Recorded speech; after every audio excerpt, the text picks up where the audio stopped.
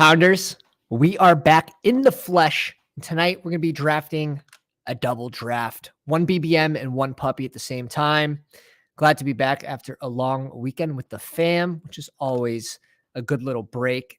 Let's pull up an interesting draft that I did over the course of the weekend. And I got this idea from a pounder on Discord that was sharing, pulling different players, right? And I just took a different approach in the same game, but I wanted a stack on the other side. So pretty much what they did was they went Justin Herbert, Eckler.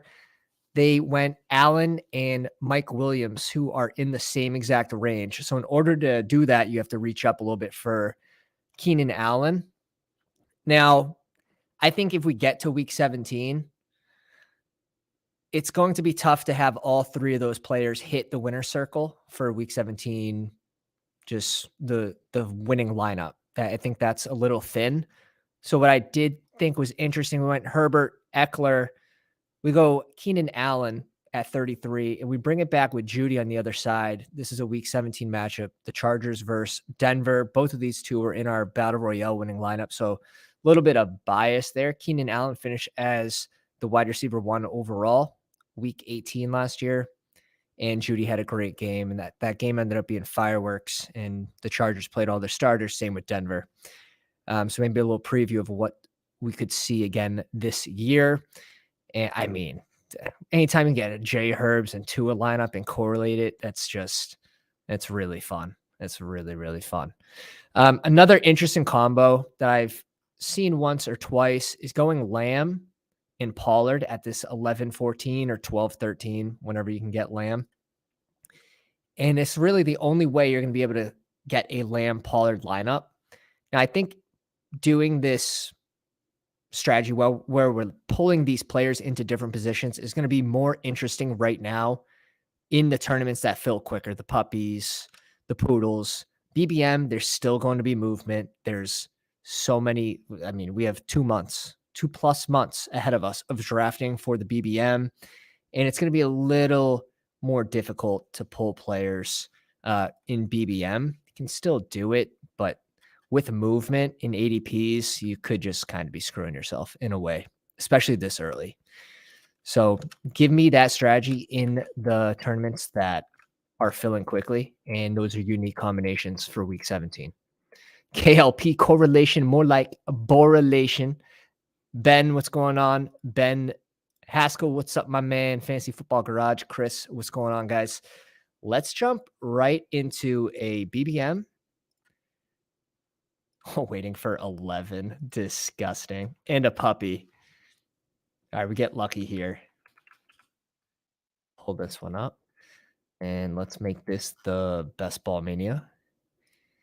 How many BBMs do we have? We're at like 45, I believe. Completed 45 BBMs. We ended up with 6 chows. We're doing 2 slows, one next to Justin Herzig. And we got Chase in that one. So super excited about that. Glad we ended up doing the slow right before the contest filled. And yeah, haven't really been grinding too much on the puppy twos. Again, when these tournaments fill, they're just going to release a new tournament. So it's 27% full. If you guys don't already know, the puppy two is sort of priced with the prize pool like BBM, where they're going to pay out regular season prize. Now, obviously, you shouldn't be targeting the regular season prize with it only being 10K versus 150K to first for week 17. So we're still correlating heavily for that tournament. I've seen a lot of people doing the like 2 elite QBs, and I honestly think it's egregious. There's no nice way to go about it. I think people are chasing what worked last year without taking what actually happened into context. With King Cap's a winning lineup that had 2 elite QBs. Burrow fell, and he got Jalen Hurts in the 6th round because that's where Jalen Hurts was going. So yeah, he had 2 elite QBs and that worked. But he didn't get these 2 QBs at the 2-3 turn going Mahomes and Josh Allen or even Justin Fields and like a Burrow. That's still very, very expensive. So got to keep that in mind. We get the 11th spot here. That's the puppy. We're waiting on 4 more for BBM. Surprised that hasn't filled. Tyler goes, 2 elite QBs is silly. Yes, you're giving up a positional player in that 3rd or 4th round. That's just going to absolutely kill you, to be honest. First, it's going to lower your advance rates. And secondly, you can only start one of those elite QBs week 17. So you're playing from behind with one less elite positional player. We get the 5 spot in BBM here. Definitely not our favorite. Bez G, Brian, Ben, bunch of sickos in this draft with us. So it should be fun. This name looks familiar, but I'm not sure if they're a pounder. If I didn't call it your name, let me know in the live stream if you're drafting with us and from what position.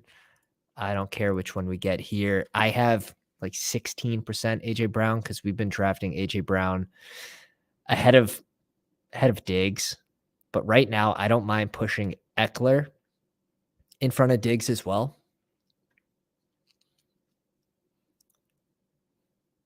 It looks like we're getting 2 elite receivers to start. Let's see who falls. We're going Lamb. I would like one of these two. I love this Dallas-Detroit game. Like, I know it's going to be chalky, but give it to me. Give it to me. Any and every day. I like CMC here at 5. If he falls, this is about where I'm picking him. 4, I'm mixing him in just so I don't end up with like 2% CMC.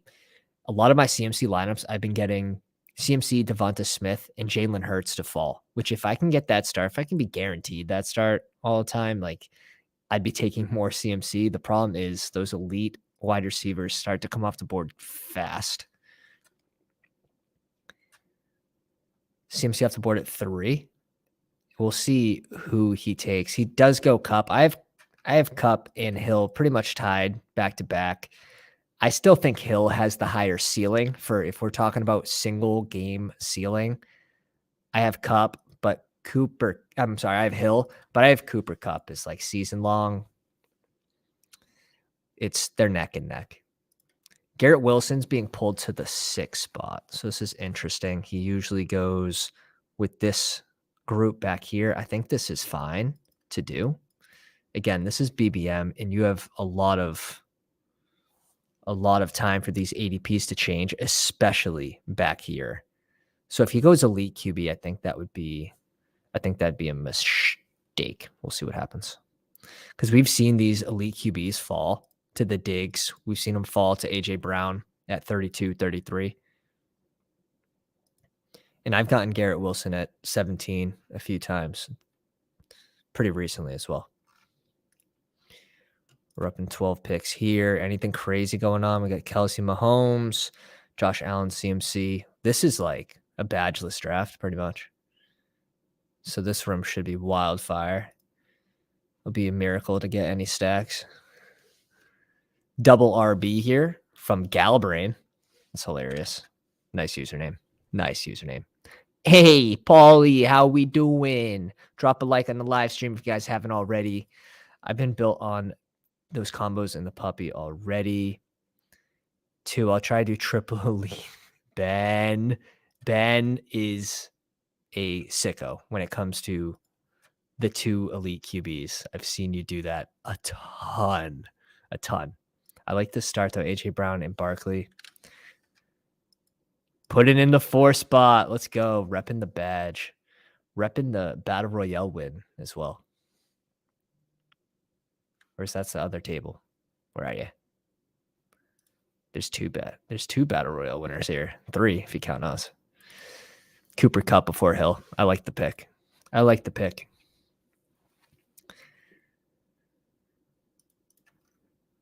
We're going to bring in Smith here. And we can go elite QB. We can go running back. Pretty much guarantees us one of these players.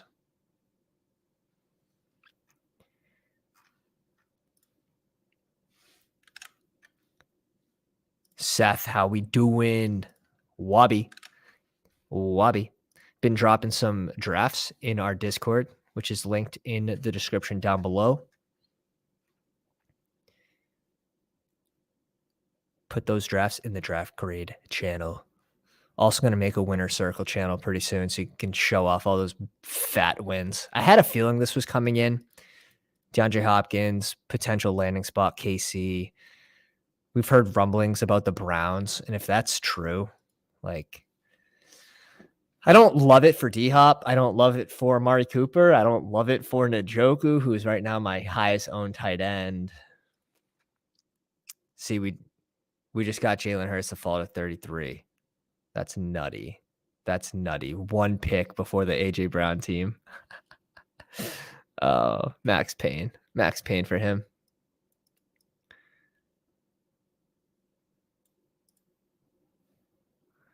All right, we're on the clock here. I don't mind going Calvin Ridley. Calvin Ridley or Debo. Let's go Ridley here.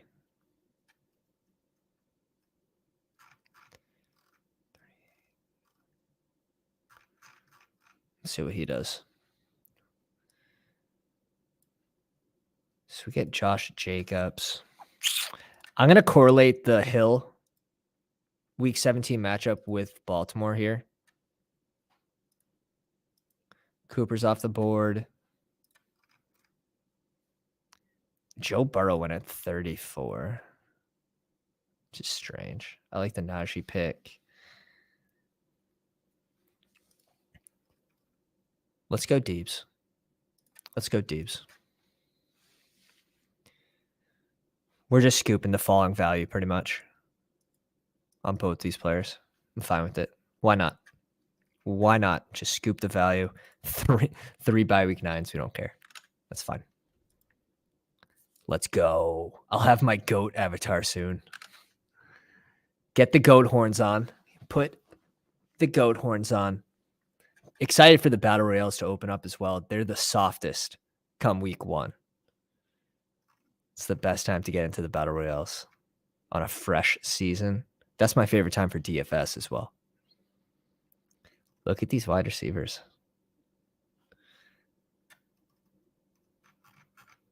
That's good for us because these guys have to come off the board, right? They have to come off the board. When you start 4 wide receivers, you're sort of looking for some value at running back, preferably.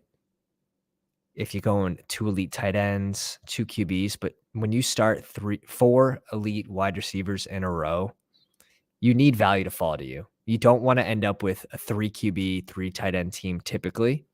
Tougher to balance, especially with the start. Because our next couple picks would have to be running backs if we were to do that.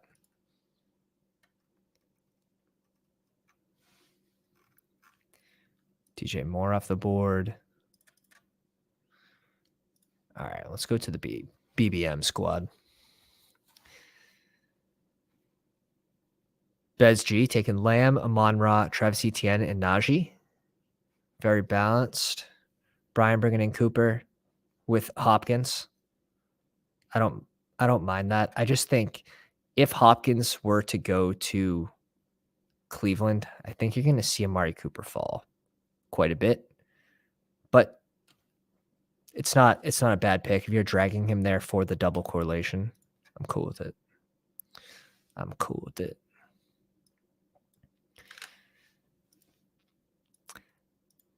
Do we like Garrett Wilson pick at number 5? It's like drafting his absolute ceiling. I'm not sure about that. We're drafting a lot of players at their ceiling this year. Like a lot of rookies are going at their ceiling.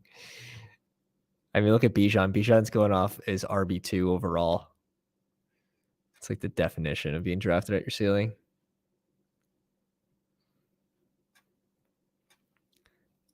I really don't mind Garrett Wilson at this 6th spot. It's not the craziest thing in the world, especially if you're just doing it to be different.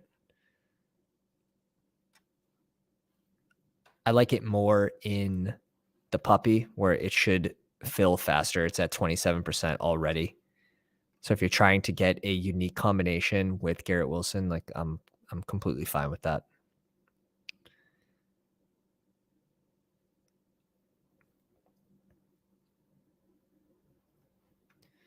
Oh, we're on the clock here.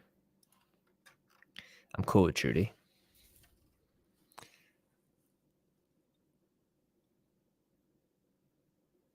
Yeah, let's go Judy. I was between Judy and Kirk.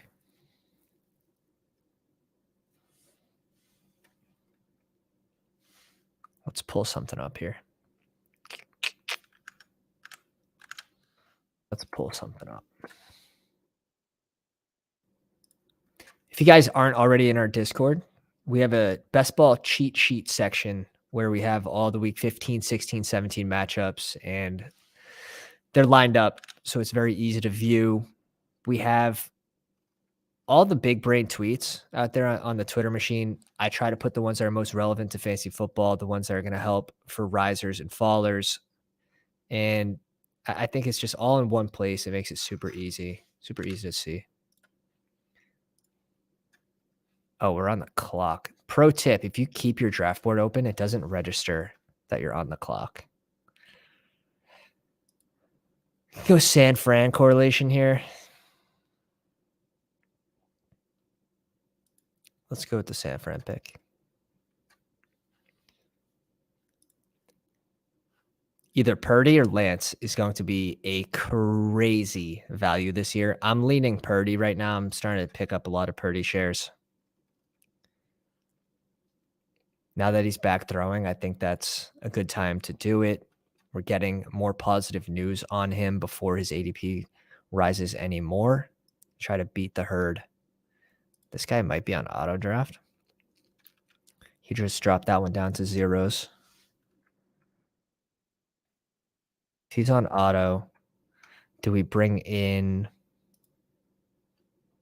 He goes Ayuk. Okay. I think we just bring in Trevor Lawrence here. And we say, screw it to running backs. Who needs running backs? We don't need running backs. On either side of the board, I guess. Damn. Hot take. I think Gibbs will outperform his ADP. I think that's going to heavily have to do with Montgomery. And Montgomery's going in the 80s, right? 87. Like, that's not cheap. That's not cheap. If Montgomery takes the goal line work away from Gibbs, I don't know. I've seen Gibbs fall to, let's see where he went here, and then let's check his ADP. 39. He's still not 40. In every chow we did, I've seen him fall to mid 40s, if not like 46, 47 was very typical. We'll bring in some Baltimore correlation with this Miami game.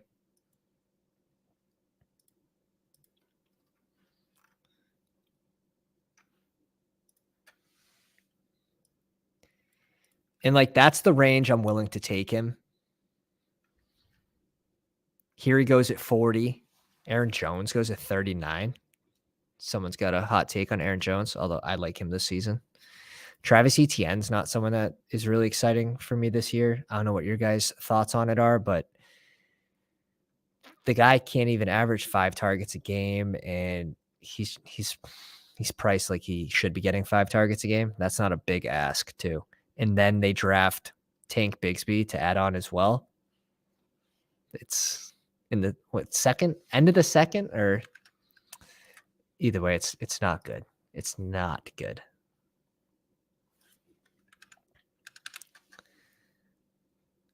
If he outperforms his ADP, I'd be very surprised. Be very surprised.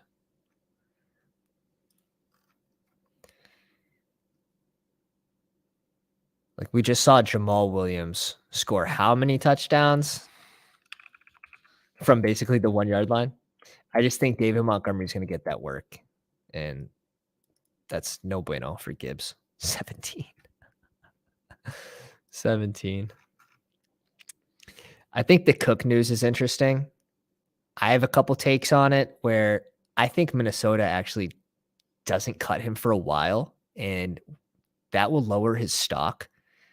And if his stock's lowered, if other teams spend all their free agency money, he can't really request a whole lot if he is cut. So then they could kind of bribe him to take a pay cut. They can pretty much force him to take a pay cut like, hey, you're going to make 3 or 4 million somewhere else, play for us for 4.5. And I think that's how they keep him. But if not, Miami has all the buzz right now. His brother's in Buffalo, but Buffalo brought on Damian Harris, so I don't really see how that makes any sense. Some thoughts there. Thank you. Thank you, Raw Navy. Ben, slow down. It's bad for your health. It's bad for your health. All right. This is not the BBM team.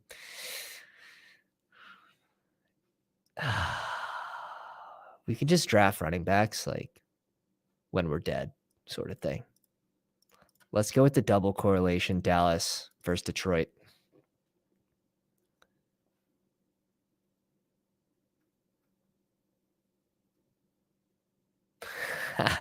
I don't have a lot of David Montgomery. We're not going to do it here. We're not going to do it here. Isaiah Pacheco, 8 picks after ADP. I would love to either bring in. We have so many options. We can go Dak. We can go Goff. We can go Purdy for the San Fran double. We're set up really, really well. If Ingram was there, maybe we went Ingram, but 73, 20 picks before ADP. I'm like, where's Ingram? Holy discard. That's expensive. Pulling him 20 picks down. I don't know. I honestly think Ingram's expensive this season. Burks off the board. I like that pick. Pick 68.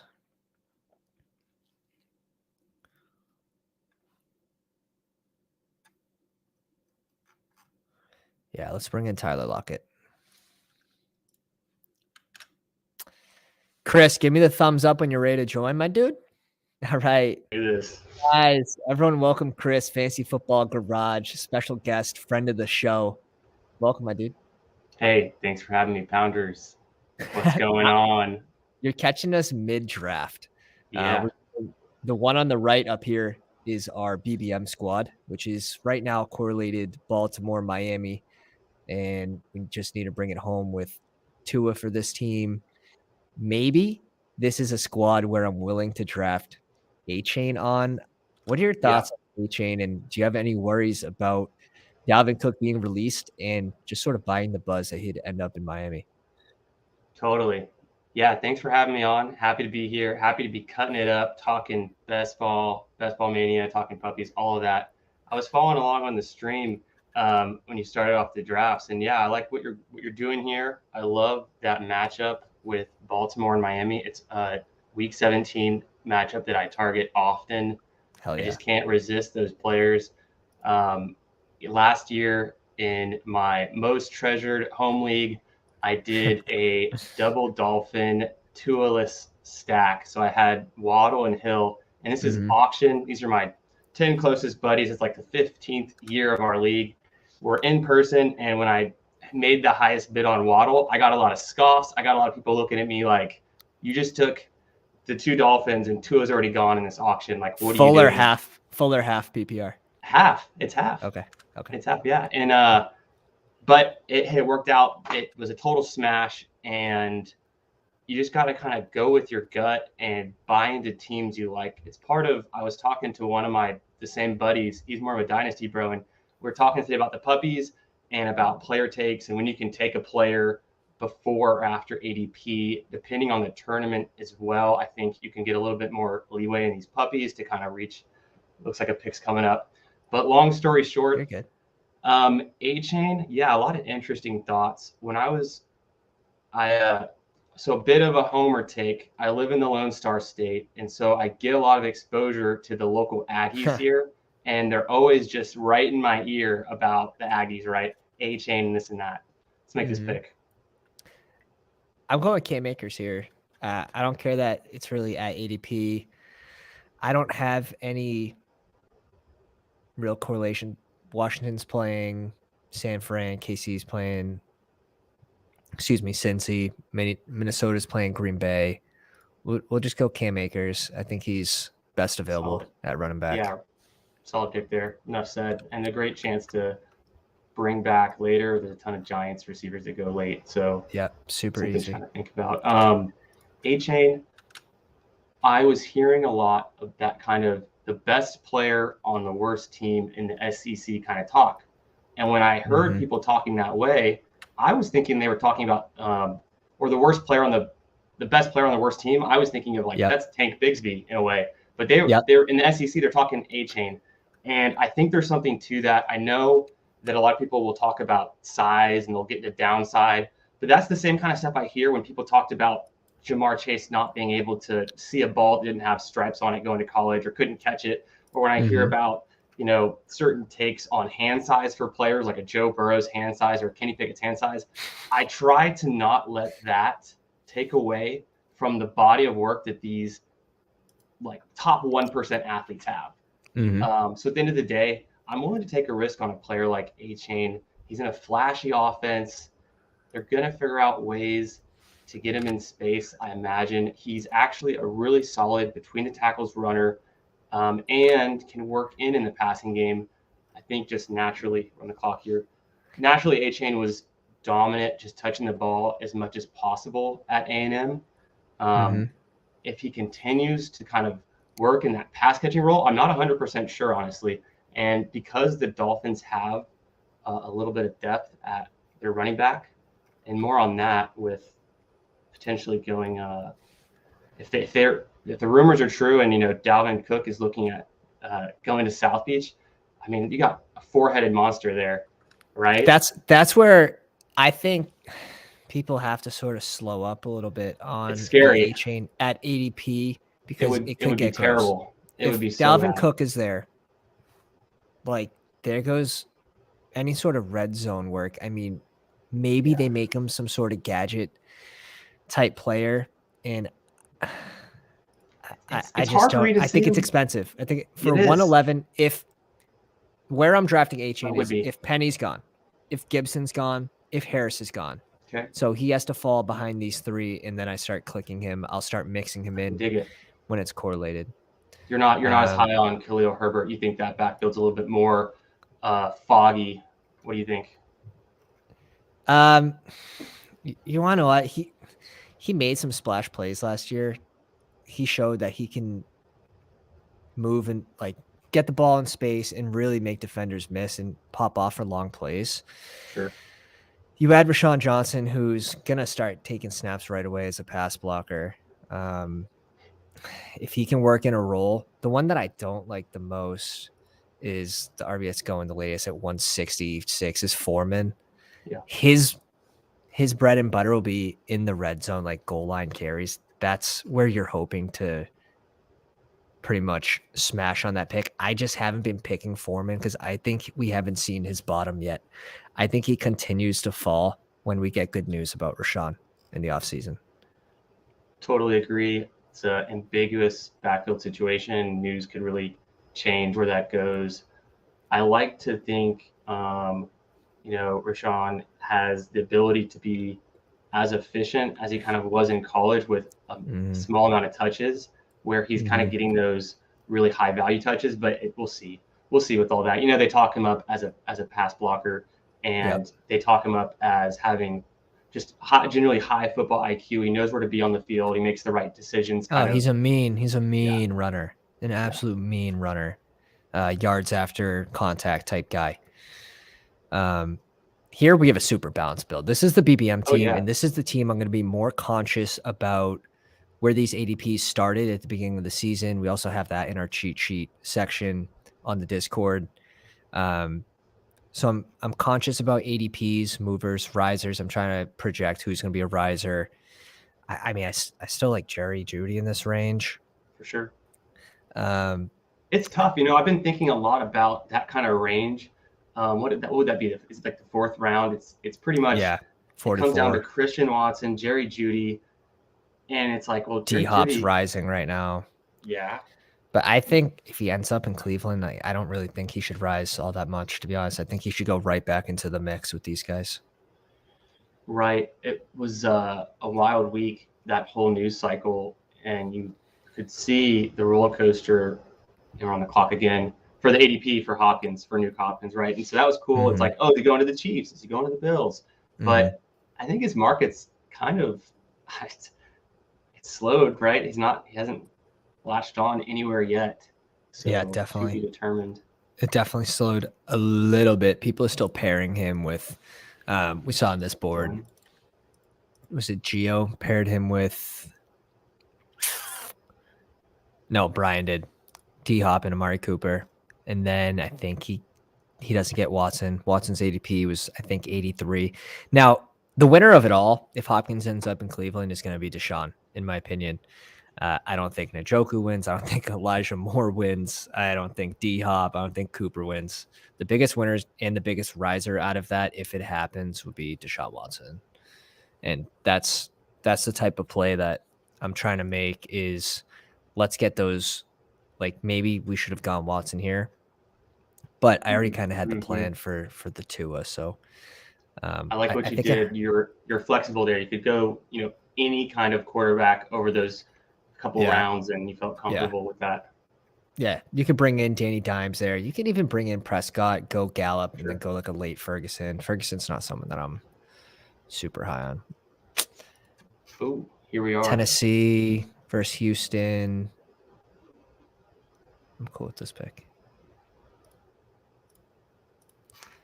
I think we could stop at 2 tight ends here if we needed to. I'm getting more concerned.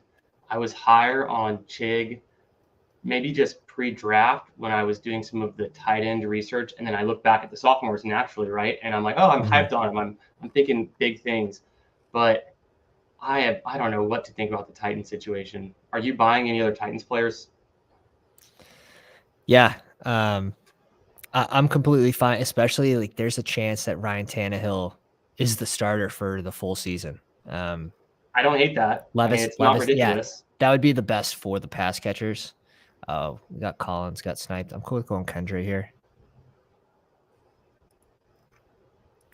Cool going Kendra. Also, like if we come down to the 18th round, and I think like tight end is where the most value is, because I usually do. I either want to be drafting like a tight end or one of these late QBs, because I think those are actually the players that'll get you the most consistent points. Sure, you can hit on a running back there, but just know like a lot of those teams, man, what do you think? Like 33% of them, it's just going to be a dead pick, if not higher.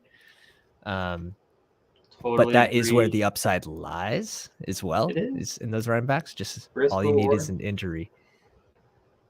100% agreed. I think I was more aggressive in those late running backs in like the big boards and kind of previous tournaments. And then now it's like I kind of want to wait and take guys that aren't going to be a dead roster spot. I was taking a lot of those kind of handcuff type running backs in round 16, 17, 18. But that's not really where I am spending a lot of my running back capital lately. I've been naturally kind of capping myself. Maybe like Hubbard is one of the last guys I kind of target before I'm done with running backs, unless there's like a last guy that sneaks in because of some kind of correlation or something. But Tank Bigsby's been a guy where I'm kind of like, after that, I'm done. I could end up with Jeff Wilson and kind of be done. So right now I'm just preferencing getting some of those running backs in kind of that 100 to 160 range, and then being comfortable to say, hey, now I'm just going to take tight ends to finish this out. Maybe I'll take a late quarterback if I need to, if I've got an elite quarterback. Hunter Henry is not being drafted. He's the second highest. We remember Hunter Henry. I mean, he used to play for the Chargers, and everyone was like, touchdown upside, touchdown upside. Right. We've forgotten about him just because he's on the Patriots for a couple of years. No, he doesn't need to score 9. If he gets 5, if he gets 4, he's a smash pick for where he's going. They also bring in sort of like a tight end whisperer of a coach and Bill O'Brien to New England. We should see a completely different offense. I'm not saying it's going to be pretty, but it's going to be pretty different. They start getting him more involved at the end of the season. And I think Bill O'Brien's going to get these tight ends both involved early. And I like Hunter Henry for his red zone upside, especially in half-point PPR. But to get back to your question about the Tennessee pass catchers, if Oh yeah, Tannehill is the quarterback for the whole season, Burks is going way, way too late. And Tannehill sure. loves his tight ends. Tannehill convinced the Patriots to sign Jonnu Smith to a huge contract, right? He absolutely smashed it True. with Tannehill.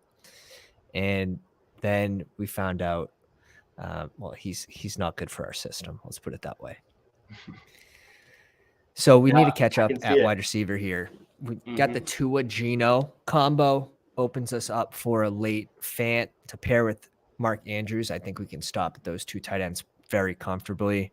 We'll have the double with Tyler Lockett. And our running backs are looking pretty good. Not bad. Yeah. Who's your guy in this range for wide receiver? If you had to pick one between Zay, I really hate this range. Personally, who doesn't though? But right, and just let's talk more relative though. So there's guys I love in this range. I end up taking a lot of Mingo if I'm trying to do finish up with Bryce Young. So I don't want to reach on Mingo.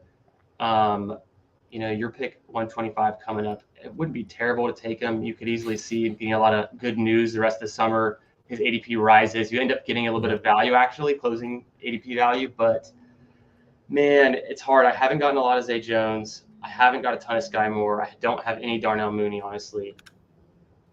I'm probably more Rashi Rice and Jonathan Mingo in this range. Zay Jones for ADPs seems really bad, in my opinion. It's hard. It's just hard to see it. I'm going to make a Sky Moore pick. This is a pick I don't typically make, but in BBM, I'll try to get a little more round out for the exposures. I like Gallup. I like Gallup here. He's one of my most drafted receivers, so I sort of have to not scale back, but I'm trying to make it so it's more correlated, my lineups. Sure. Yeah, that so makes Sky sense. Moore, it opens us up to an Irv Smith if we really want to. 15 seconds over here. We're jumping across the way. I'm cool with just reaching up and getting Singletary. And then we'll see who falls back to us. Yeah, Singletary's another guy. I can sometimes end a running back room with 5 guys and be like, Singletary, done, feel good. Yeah. Touchdown upside, efficient runner. Yep. Yeah. You had an interesting take on the Titans. Last thing I'll say on Chig is I really like how I think it was either his yards per catch or his yards per target kind of scaled with some more volume. So I'd like to see more of that. I think if he can get potentially, obviously Burks is probably the leading candidate to lead that receiver group in targets. But Chig, if he can get up there a little bit, I think he had I want to say he had 66 or 60 targets last year, just off the top of my head. But if he can kind of get a little bit higher, 80 target range, he's like 46, even lower than I thought. So I want him to take a big jump, actually. Because look how efficient he is with that much yardage. And that's probably why I thought he had more catches than he did, is because his yardage is really efficient. He's getting those deep balls. But Malik Davis refused to throw the ball. It was actually bad. Olaf, what's up, my man? Welcome to the live stream. Yeah, it was bad with Malik Davis. You had some games that really couldn't even count. So, know exactly what you're saying. When Willis was out there, it was hard. And yeah, so that's why I'm kind of confused with the Titans. I don't think Mike Vrabel is a coach who will ever going to settle or tank at all kind of situation. So I'm kind of confused. I don't know if the pressure to start Levis is gonna culminate. It typically does. I know he went in the second round, but these rookies, they're not sitting on benches anymore. I like the No, I agree. Jalen Warren went early. That's a pretty savvy pick, huh? I'm currently tank over Rashawn. Yeah, I can dig it for sure. Based on just he's still rising. Scenario, right? He's still rising, and Rashawn Johnson is pretty stagnant right now.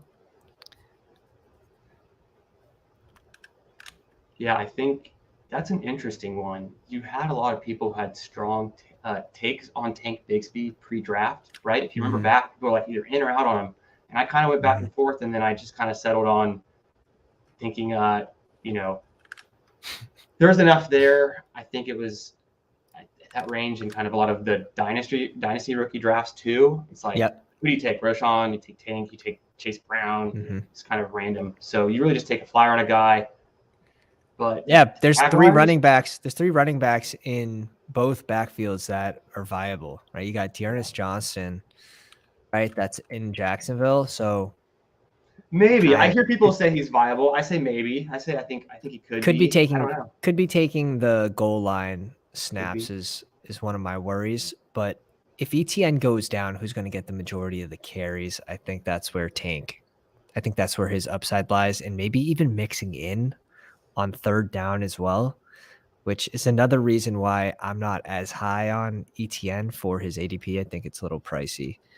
Anytime a team drafts another running back and they use good capital on him, it's usually not a great sign for the starter. So maybe they want to keep him fresh, and that's not great for fantasy football purposes.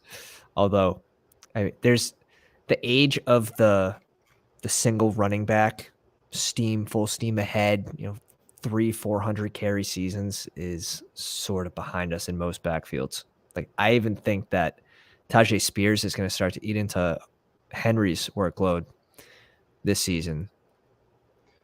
I could see that. A player a handcuff I may be higher on is Haskins in the Tennessee backfield. So I think in my head it could. I'm open to it being Tajay Spears. I'm open to it being Haskins getting worked in, but I think someone's going to have a role taking a little bit of the load off of Henry, especially as we get into the later months. We know that Henry's been uber successful, like the most productive running back in those winter months as the season goes on.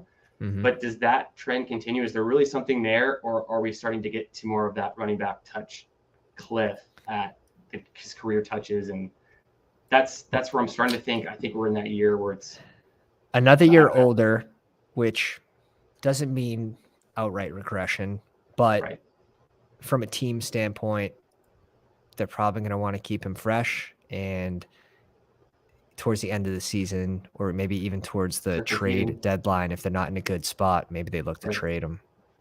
And that trade rumor that came out on him, I thought was kind of surprising, but yeah. I'm going to mix in DJ Chark here instead of Van Jefferson. I haven't been clicking Chark a lot, and I think it's kind of gross, but if he can stay healthy, he's the veteran there. He should be able to find a role. We could bring in Staffy here as well. Staffy's fallen 18 picks. Is it enough? Yeah. I'm going to go forward. I'm going to go forward and be done at running back. I'll show you why in a second. Hopefully it works. Curious on that one.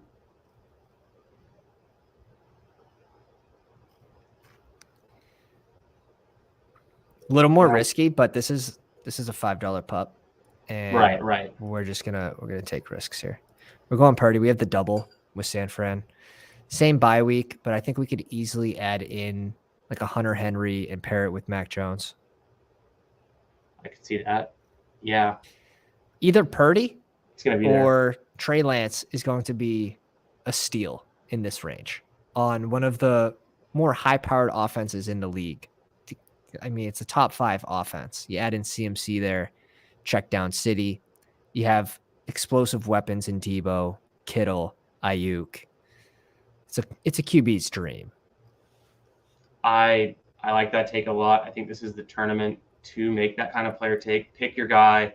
I mean, on a different draft to draft, maybe you can mix it up. But obviously, in this kind of vision for this team's success, it's Purdy all day, and he's going to be just healthy starting from week 1, or even a little bit into the season, but whatever, he's going to be just dominant again. He's set up for success. Shanahan offense, maybe he's only good in the Shanahan offense, but that's where he's at, so that's all we need him to do. And for these drafts, You just draft like you're right. You just draft, you give your team the highest upside to win. This team has a double San Fran correlation. It also has the bring back week 17 and Brian Robinson as well. This Trevor Lawrence, I'm starting to warm up to his ADP now. Ever since the big board where we had the 20-round drafts and those middle round QBs were kind of gross for their price because you could just easily bring in 3 QBs. I think now I'm really warming up to those middle round QBs like Herbert and Trevor Lawrence. I think those are the main 2 in that area. But the problem is that the elite QBs are falling from the 2nd round to the 3rd. Mm-hmm. And that should start to affect these ADPs. Trevor Lawrence goes at 70, so it did in this draft. Joe Burrow starting to fall, typically to 47. Right. But we've seen him go in the 50s as well. It's just interesting tracking these ADPs, and as the QBs get less expensive in that first round, we definitely have to adjust. We're just pretty much. I was going to say there, what do you think happens with guys like Lawrence when the... I'm cool with going Osborne. Oh, shoot. The pick was on. I didn't realize. No, it's cool. I'm cool with going Osborne. KJ? Yeah, I like that. 11 picks after. Yeah, for sure. No, KJ's great. Against Green Bay, we got a little correlation in that game. Yeah, AJ Dillon and KJ, I don't know if it's the AJ-KJ connection, but those are 2 guys I end up with. Maybe it's just that part of the draft just lines up. But what do you think happens with guys like Trevor Lawrence when the elite tier of quarterbacks are starting to move? You can see the guys who are further down the board swing even wider. So if we see a small swing at the top of the board, it just kind of echoes into a bigger swing later on. I don't know if it was a BBM4, but I've seen Trevor Lawrence going pretty late, and I would hate to take him kind of earlier and then someone else have him super late and like double stacked just to the 9s. So that's what scares me a little bit. It's so hard with a guy like Trevor Lawrence or Herbert to potentially have like that maximum stacked team. When I see it, I love it, but I haven't been able to really pull it off. I think I need to get more. Yeah, I've been able to. You're talking about like how Kirk and Trevor Lawrence and it's like you get one, but you can't get both. Yeah, right, and Ridley, but I've been able to do it like once or twice. It's not easy to do. Yeah, let's make this pick real quick. We need one. You thinking tight end at all? Do we have 3 picks left? We have 2 picks left. We could be done at receiver here, to be honest. Actually, I mean, yeah, definitely need to look at receiver. It's strong. First 4 picks, very strong. I don't mind. Can you go with 6? I think you have to go 7 unless you're just bold. You just Mac Jones ready is for gone. It. Yeah, that's not going to help. Because of the quarterbacks. I don't mind just bringing in Sam Howell. Yeah. Rushing upside. I gotta go my guy. I probably need to go running back here. But when Tyquan falls in this range, I don't think you're going to be able to get him much longer for the BBM in this range. We have 3 picks left, so we're just going to shoot for ultimate upside. It's going to be 2 running backs and 1 tight end, and I'm cool with that. I mean, I like this group. DJ Chark is not a common click for me. KJ Osborne isn't a common click for me either, but when you get him 11 picks after and you get 2 players in the same range as well, I think that makes you unique. That's nice. Yeah.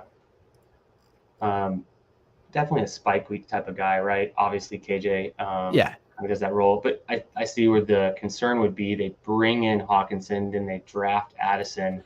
It starts to become, what's his role and how often are we looking to him? Right.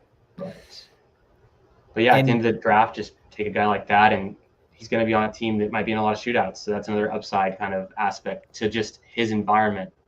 He's basically going to be subbing in with fresh legs, and he doesn't take a whole lot. Like, this is the best part about best balls. He doesn't need a whole lot of plays to make a huge impact on the fantasy football stat sheet.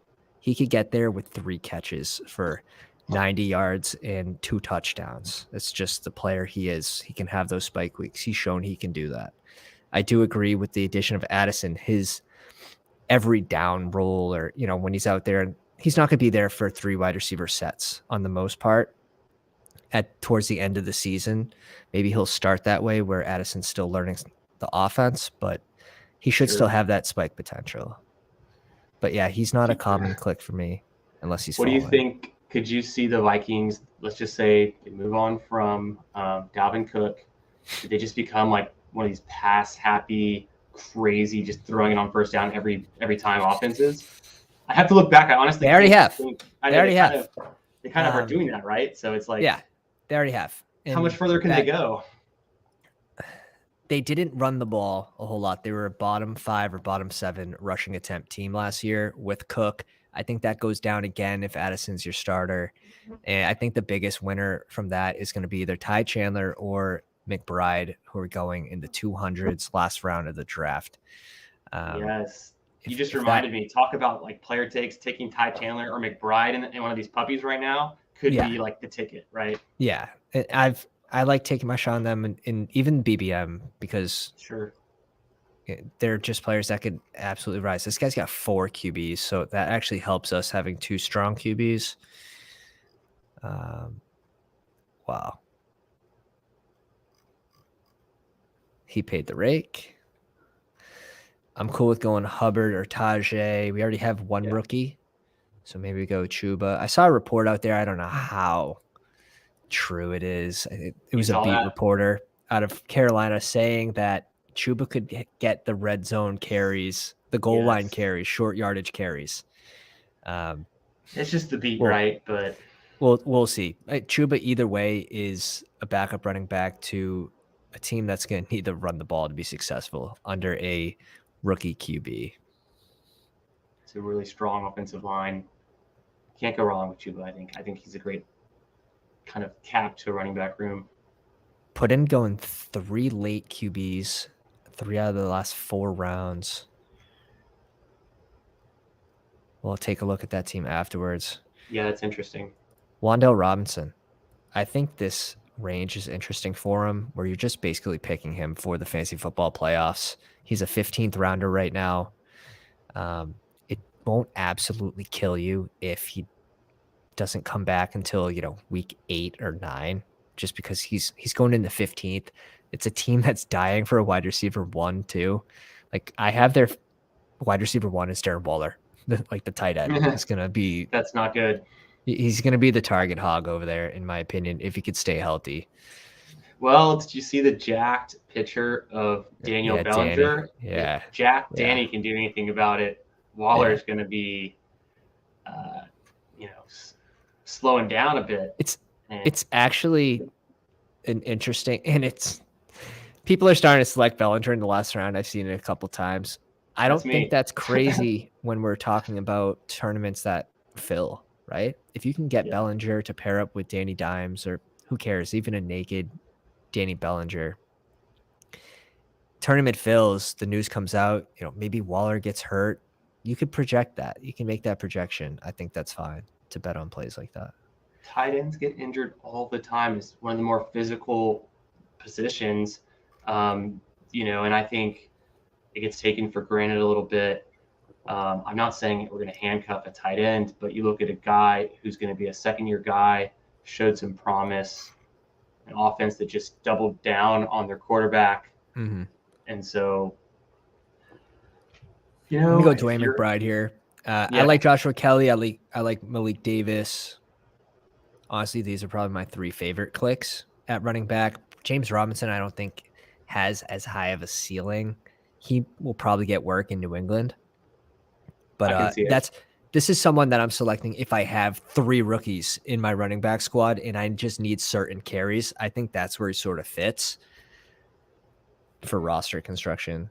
Yeah, you said something there earlier when you were looking at another rookie, I think, and you were kind of talking about the number of rookies you have on your squad. Is that something you're thinking about when you're looking at a team? I'm ending up with 7 out of 18 rookies or 5 out of 18 rookies. What's kind of Do you have a number or just kind Yeah. of feel it out by positional group?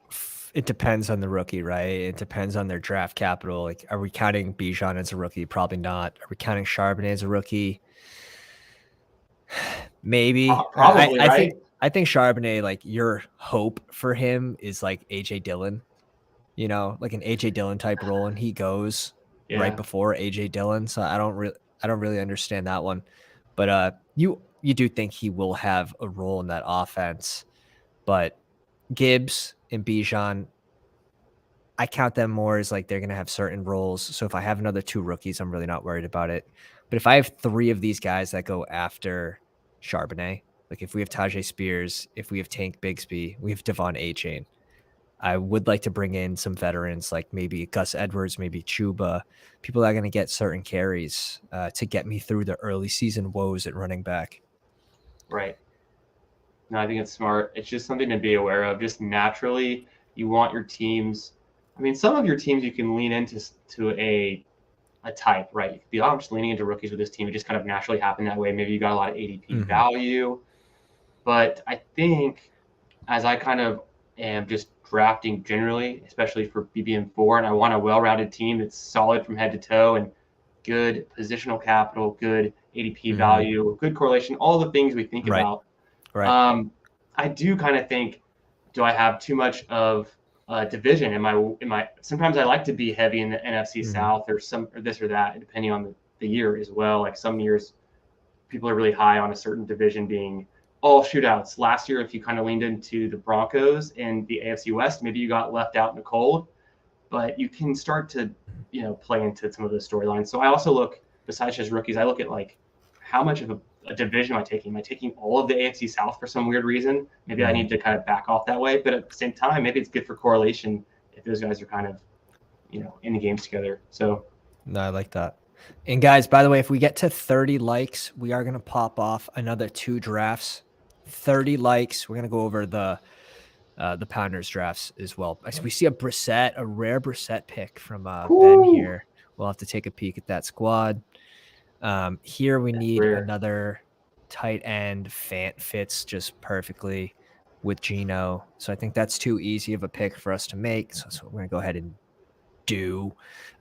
These are 2 QBs. I think kind of what you were talking about when you need value to raise your advance rates. You need to be right on player picks and good balance and have the ceiling for like the playoffs. You still need to have that ceiling. You can't just have all floor guys to get you through. Tua, who was ranked QB7, if you get rid of the games that he left with the concussion, QB7 on a points per game basis, goes off the board at QB12. Geno Smith, he gets JSN, another weapon in the offense. They also get Zach Charbonnet. So do these players help them get more red zone looks? Like, I think so. It gives them 2 more weapons, pass catching running back as well. I like both of these QBs. I think they're both a steal at ADP. I've been trying to scoop a lot of them because not only do they have high upside, like Tua can spike a 30-point game. Geno, he's under that. Like he's probably more of like a 26-point ceiling. But these are players that should be on the rise just looking at their offense. Totally agree. Love those quarterbacks. Just in general, definitely guys I am drafting and mixing in. With Tua, I'm curious, do you think, what's his kind of ceiling?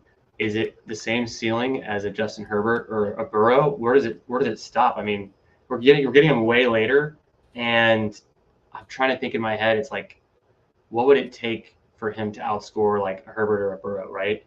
Oh damn, yeah.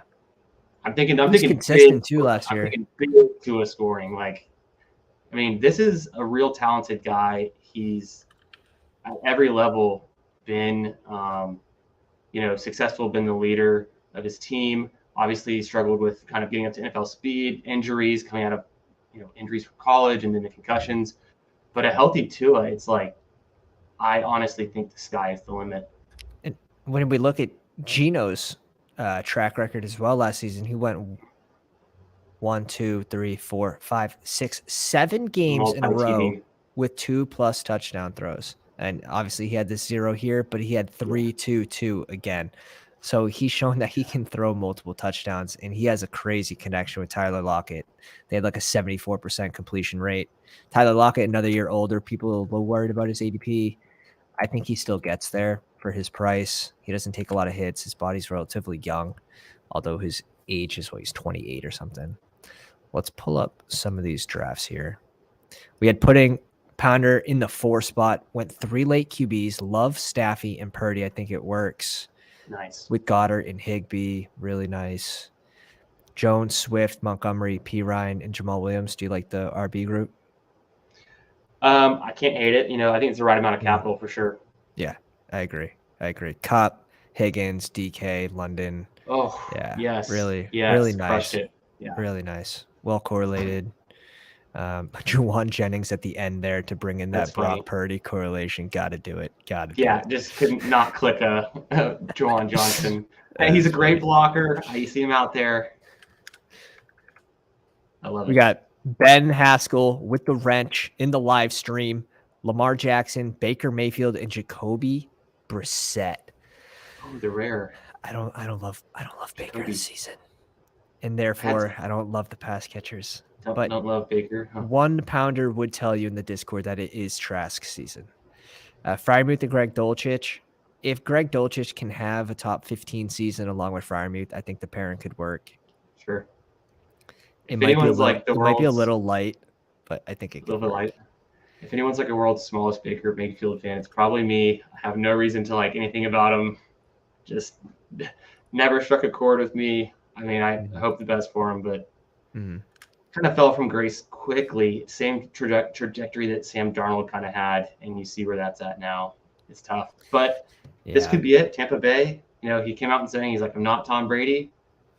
I don't know what he said after that, but he was right. He's not Tom Brady. No, I don't know if I saw a video of him working some drills, and it wasn't pretty. He's just overthrowing everybody. What killed it for me? Yes, when Odell Beckham Sr. was flaming him on Twitter or Instagram, I was like throwing the towel. I'm like, that's probably it. But the worst part is when Odell went to the Rams and he showed that he still had life because Stafford could hit those small pockets where there wasn't a ton of separation. Stafford was still throwing the ball accurately. Odell was making plays. So I don't like Odell this year, though, at price. Barkley, Connor, Harris, McKinnon, Chase Brown. I like this group of running backs from Ben. Definitely a lot of my guys in here. Yeah, Chase Brown's a cool pick. Not a lot of value, but I like the group. Brown, Watson, Godwin, Ayuk, Dotson, Rice, Shaheed, Mechie. I think that's a strong first 4 receivers. Obviously, a lot of draft capital there, but I think those are some good guys. I think I'm stopping at 7, and I'm grabbing another tight end with this group. But I'm fine with him making just like a hot take, and maybe he's really high on those 2 tight ends, so I'm fine with that. Yeah, good build. Brian, with Russell Wilson and CJ Stroud, I'm definitely going to think this is a little light no matter what. Everett, Hill, and Gesicki, a little light as well. I like Hill. Eckler, Pierce, White, Charbonnet, and Hunt. I like Hill, but I like pairing. I like a 3 tight end build, sure. But when your first tight end's Everett and your last one's Gesicki, I'm just not as high on Gesicki. I like Hill in those combinations where you have like Kelsey or you have Mark Andrews or Hawkinson, like consistency. And then you have Hill who could spike a 18, 20 point week. I'm fine with the running backs. It's going to be interesting. Like, I don't even know where I would want Kareem Hunt to fall for me to be like, all right, I'm going to draft him. Interesting one. Yeah, I made the mistake of taking Kareem Hunt in redraft last year in that valuable close to home league I mentioned earlier, and didn't help at all. I also had Darrell Henderson, so I was feeling the pain. Yeah, no doubt. 2 more likes away. 2 more likes away. We'll get another puppy going. The counter's at 30 likes. Yeah, Kareem Hunt, like, I think he's leaving the best situation possible, which is Cleveland. They need a 3rd down back desperately. And I think that's where Lenny ends up. Just kind of my hot take. You would have thought they would bring Hunt back in some way if they thought they needed him. So I guess it's everyone hopping on board. Sometimes teams Hopping just on get sick board. of players that keep getting injured. But I like the receiving group from Brian. I think Solid. for me, if I'm weak in 2 spots, I usually don't feel good about my team or feel as confident at least. If you're going to be weak, try to just be weak in one position. But he didn't have any, like, the values were tough for him there. Goff and Bryce Young, I think this might be a little light. Chiggy, Laporta, and Hurst. So correlated 2 tight ends. ETN, Harris, Joe Mixon, Pacheco, Zach Evans. I'm cool with this group. Mm-hmm. It's a good amount of capital at running back. I think so. Lamb and Amon-Ra for a little correlation there. Week Love to see it. 17.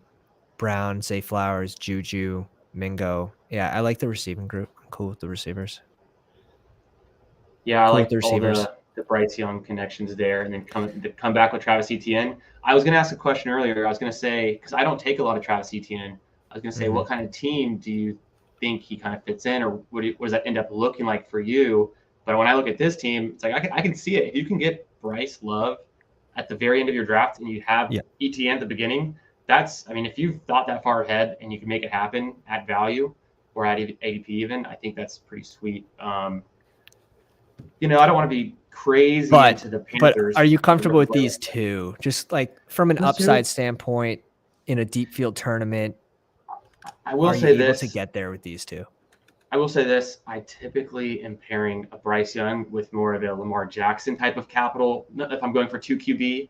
And so just a little bit more draft capital for that first QB spot versus when I usually take a Goff, I probably do pair him with like a Geno or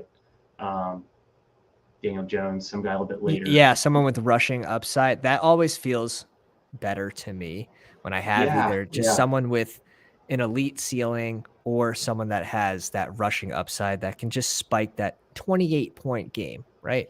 I never want. I'm not asking. I never want just like Aaron Rodgers and Matt Stafford, and I'm just like, yeah, these are my quarterbacks. It's gonna be great. They're just gonna always throw 4 touchdowns every game. All right, we spiked 30 likes. Appreciate you guys. We're jumping in to another one. BBM and a puppy. Best of luck. Best of luck. Hope everyone gets in. This one's waiting on one person, so might have got lucky on the puppy here. And the BBM is waiting for 11. Another Pounders draft for BBM. We get the 5 spot again, which is it's an ugly draft position in my opinion. Stephanie is in this draft at the 9 spot. Super shorty. Tony Hurd. This name looks familiar. I don't recognize anyone else's name. So if you're in this draft, let us know where you're drafting from.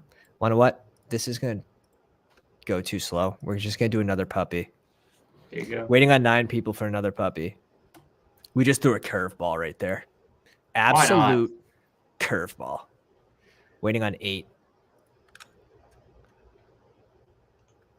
Waiting on 8. What's your least favorite draft position? Oh, that's a great question.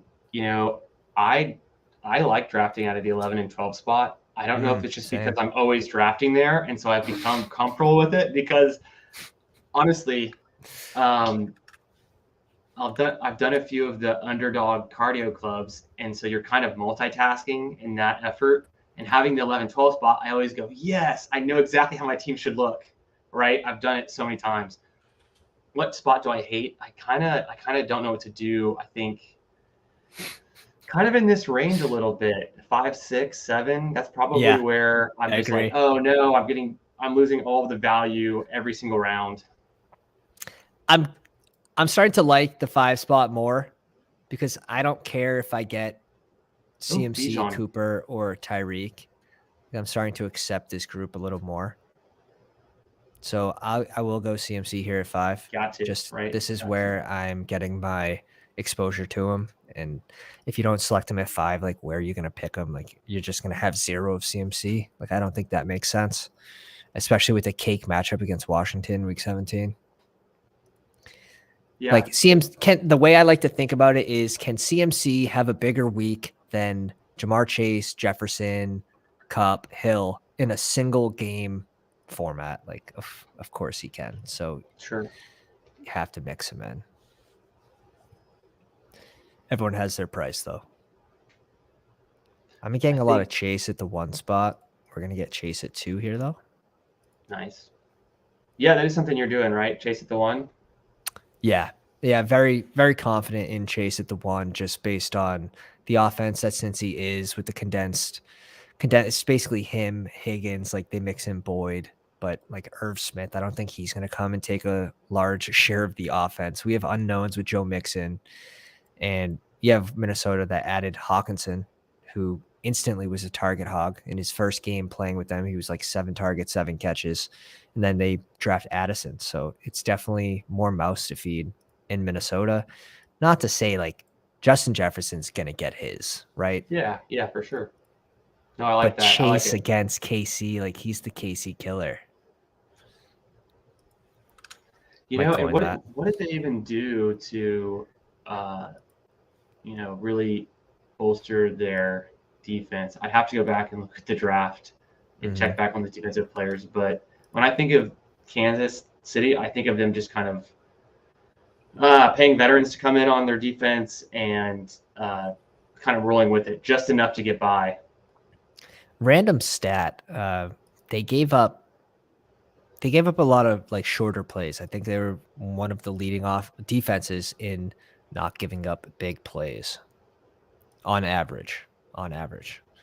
But you don't think of it as a defense that was like stellar, right? Sure. Yeah, real interesting. So when I have drafted Christian McCaffrey, there's a number of ways that can go, but sometimes it's hard for me to like how my receiver room ends up looking. You're praying for Waddle to fall to you. Yeah, basically. I'm curious to see how this one turns out. I don't want to throw anything out there before you get to make your next pick, but real curious on this one. You're praying for Waddle to fall to you. Just honestly, this would be a different start if we did get Waddle here. Devonta Smith is being pulled here to 16, which I think is fine. But I wonder if Stephanie did that like in the 4 spot, right? You go AJ Brown, you bring in Smith, and then you get Jalen Hurts at 28. Waddle goes 1 pick before. Let's go TT here. Think so. And then we'll see what falls to us. I have a tier drop off after T. Higgins. Yeah. And I think if you go McCaffrey and then take another running back there, it's even harder to dig yourself out of that hole, right? And that's where I kind of get stuck because I don't mind taking Higgins there at all, but it's like, man, and you have to, right? You basically have to. You're putting yourself in a situation where you now have to wait until pick 44. If you go running back, receiver, you're waiting till 44 and 53 to get another 2 receivers. You basically have to piss yellow for a while if you do that. Yeah, definitely. See what Kid Prosper wants to do. He goes Metcalf. I'm cool going T. Higgins for the correlation. Line that right up. What's like either your favorite stack or the best one you've gotten that doesn't always happen? I really like the Cincinnati double with Joe Burrow. That's probably my favorite stack right now. That's a good one. My first puppy 2 on Thursday night was drafting, and that was kind of in the hype of the DeAndre Hopkins news cycle going to the Chiefs. I will say that. But I just wanted to be egregious a little bit. I wanted to really drive that home, that week 17. And so I started my draft. I went Chase, Higgins, Hopkins, Hopkins, but then I did get Burrow. So okay. But I'm just saying, hey, Hopkins goes to the Chiefs. This is my first 4. Let's go week 17 all the way. And then the draft was fine from there on out, but I got excited about that one. There's some random ones that just really get me a little giddy, like Lamar and Mark Andrews. I've gotten a few of those. That definitely takes a little bit. That's a good one. They basically both have to fall. I push for it. I'll always take, Mark Andrews and then hope I can get Lamar Jackson. And then when you don't, guess what? Now you're done with tight ends. So it's fine either way, right? We'll bring in the San Fran correlation. We'll bring in Debo here. Yeah, so here's an interesting thought. In a vacuum, I'd prefer Stevenson, right? Like I'd prefer but it's hard to go back. That's what I was thinking. This be Hill. That's tough. Have this be Hill and then Stevenson here. It's just this room. You're looking at this room and you just know. You're like, I gotta go Debo here. Yeah, for sure. Especially in the back end where they're just pissing doubles.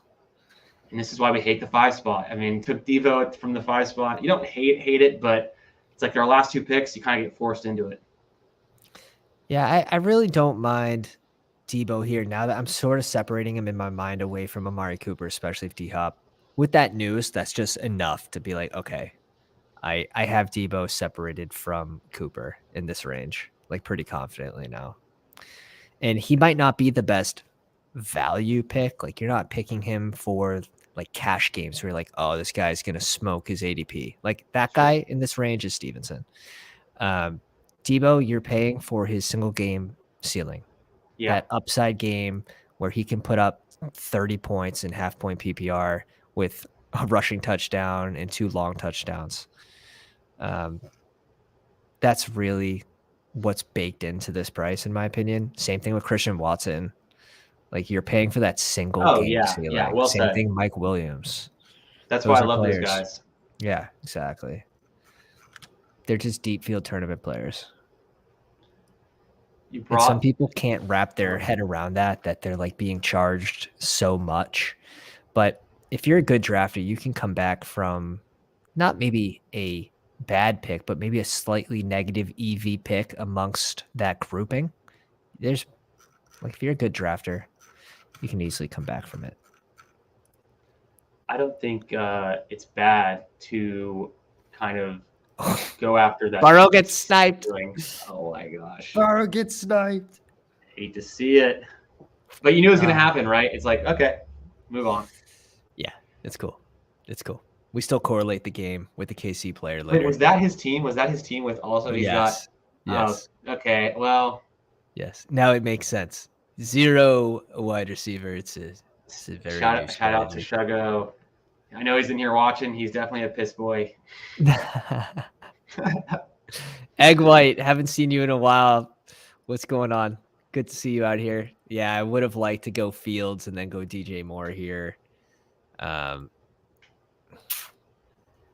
Honestly, give me Kirk over Terry for this lineup. Spicy. What are you trying to set up with that? I mean, it allows us to go Trevor Lawrence if he falls to 71, which we saw him fall to 70 last draft. I like that you're thinking ahead for Trevor Lawrence because usually I'm more reactive to Trevor Lawrence, and then it's too late. You can't. Oh, Mike Williams. Go Mike Williams here. Yeah. I don't want Justin Fields on this team. Anyone but Justin Fields. Yeah, definitely looking ahead for future stacks. Constantly doing that. Yeah, like Kid that. Prosper, I guess we'll be nice to you. We'll take DJ Moore. Go Terry. I think Terry's the best priced wide receiver in this range. I like Terry. I think I'd mostly take Terry over DJ Moore most of the time. I think here I would. So you brought back up the Nuke Hopkins kind of rumor. Did you happen to see that original interview he did last week on I Am Athlete with Brandon Marshall? Did you catch that? No. That was the one where he went on and they have him on. He's like live, and I guess it felt like it was live at least. But I was watching the video after the fact because they sprung questions on him, and it's like he didn't prepare for them at all. They're like, "Well, what teams do you want to play for?" And he's like, "Oh, wow. I like teams with good defenses." He was like, "I like that Chargers guy. I like that guy." Like he starts just kind of just nonchalantly just saying he wants to play with Jalen Hurts and top teams, right? Herbert, Bills, Chiefs, Mahomes. But he didn't say Deshaun Watson. And so then I saw that. I tweeted under it, like left out in the cold and like a GIF of Deshaun Watson just like staring up sad. And I just thought it was funny because he didn't Burrow call out goes like, to another naked team. Sorry. That's brutal. oh no. Sorry. Anyways, he didn't call out Deshaun Watson. I'm like, man, I get the controversy, but that's like your homie, you know, that's your ride or die boy. Yep. Like you didn't, he was not even your Yeah, top I think five. he said, I think he covered himself though, where he was like, he's just backtracking. Like quarterbacks that like aren't hurt or whatever. Yeah, that's okay. Question from Yeet Man. He says, when do you think ESPN ADP will be updated? I hope I can draft the teams I do in the mocks. Oh man. Mock season. This is early for mock season. So I like Eat Man. Must be an absolute savage in the spreadsheets. If you're mocking this time of year, we can be friends. We could definitely be friends. These are all cash. ESPN, it typically probably by July, I would think. But it's so early into the off season. That's hilarious to already be doing redraft studies. I think the best thing you can do for preparation for redraft is Underdog Fantasy. Real money drafts. These ADPs are baked in by people that they have money on the line. All the sharpest people are covering this stuff, and the ADPs are just so damn sharp, and especially compared to last season and the season before that. Like, I can tell where it's a little tougher to go these 0 RB builds because the price of the handcuff running backs have skyrocketed this year. Like we're drafting Jalen Warren at pick 143. It's getting pretty nutty with the handcuff running backs. P Ryan going at 107, and it's all speculation and upside, right? Like people are drafting for upside now more than ever. Yes. One thing I need to get it back into is my auction value research. I typically do start that pretty early, and I haven't this year because I've been way more focused in BestBall, which is great. And I think it actually is sharper for sure. Like you're saying, this is where the ADP is. This is where you can see those tiers between players. And so it's really cool. But I think it's an interesting concept. I've heard people talking about as you're building your team, like think about the auction value and bring a little bit of that concept in. That's something I want to try to do. I'm not really doing that actively right now, but if I get a good idea of what the auction value should be, and maybe this is later in the summer, I definitely want to incorporate that because right now I'm just eyeballing and saying, yeah, your positional capital for your running backs looks appropriate, but I'm not really benchmarking it. I'm kind of just referencing what I think it should be.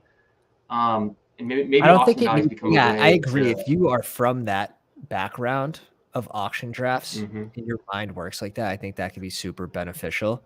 But I don't know how useful it would be from. Oh, Dotson gets stolen. We're gonna do the Washington double there. Yeah, I saw that. Yes, we just go with Goddard here. We don't have any You like Rams. taking, yeah. Yeah, I think of that as my tight end, elite tight end tier break. Is Goddard's the last guy I think is elite. I know you like Waller a little bit more. Yeah, I do like Waller, but we'll go there for now. We need wide receivers here. Cincy Casey correlation. I think that's too easy. I think that's an easy click. Yeah. Does Mike Williams not have a photo anymore? This could be breaking news. So strange. I want them to have all the photos. I'm not in the camp where it's like, oh, I don't have a photo because then people don't draft them and the AP goes down. Whatever. I think that's funny. I've heard that argument, but I'm like, come on, where are all these photos? It's not that hard. I can upload a photo. Like Rashid Shaheed. This dude's ADP is gonna fly up once he gets a picture. Everyone thinks he's a rookie. Yeah. No, it's weird. It is. That's part of the echo chamber, I guess. It's the pictures. Steph brings up, she goes, I made Pat play in one of my auction dynasty leagues. It's a best ball league. My first dynasty league. You've yet to rate it on your channel. I'm waiting for that stuff. I'm waiting for that. Sounds I interesting. lucked into my rookie landing spots. I really did. Kincaid, Rashawn Johnson, Kendra Miller. And this is before the NFL draft. Really, really Really? lucky. Yeah. Did a startup right before the draft was Yeah. going on? Gross. Bunch of That's nutty. sickos. I Bunch of know. That sickos. had to have been. It's fun. It's fun. Yeah, I A lot like of that. fun. I did a Dynasty Best Ball startup with the Dynasty Wildcard channel, and we had done that and kind of finished that one up recently. And there's a few other guys in there, a bunch of UK Best Ball UK Best Ball bros and UK Dynasty bros, kind of in one 12 team. So I think that'll be fun. It is kind of fun to track another type of league, with some people out here, and just get involved, joining up leagues, meeting people out here in the streets. That's what it's all about. That's what I love about this place, the Fantasy Dog Pound, hang out with the Pounders, always checking to see who's in the stream, super friendly place, just all good vibes. It's a place to be. This is where I want to hang out all summer. This is what we're here for. Just good vibes, drafting, making millions, maybe. Making millions, maybe. I mean, I do pride myself in my player takes from last year. I had some really spicy fades where a lot of hotheads were kind of just, they were on the Pitts bandwagon, they're on the Akers bandwagon, the Swift bandwagon. All those guys I faded, Najee. And now those are the players that I actually like this season. I was going to say that. We bring in the Chargers double here with Herbert. I did want to bring in Akers, but I like this range for running backs. If we can get maybe like a Connor, even Montgomery, I'll mix in on this type team. But yeah, we pissed yellow here for a little while. This is the team that we started CMC. So did we bring back the wide receiver core over here with Higgins, Samuel, Mike Williams, Tony, and Johnson? Solid. Yeah, I think we could stop at 7 here pretty easily. When I see QJ in that 5 spot on my receivers, I'm always just like, dang, this was a good draft so far. Yeah, hell yeah. This could be anything.